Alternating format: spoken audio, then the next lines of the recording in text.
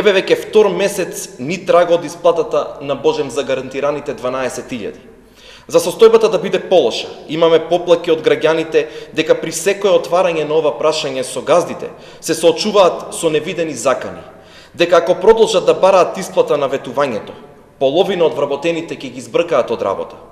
Регистрирани се случувања од типот подпишување на изјави од страна на вработените под притисок на газдите или неоправдани казнување како се ги повратиле исплатените средства.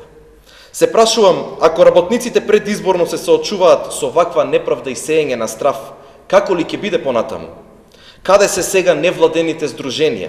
Каде е СДС кој ветуваше живот за сите и подобар стандард? Работниците се излажани, и тоа токму од оние кои што ветуваат живот на голема врата.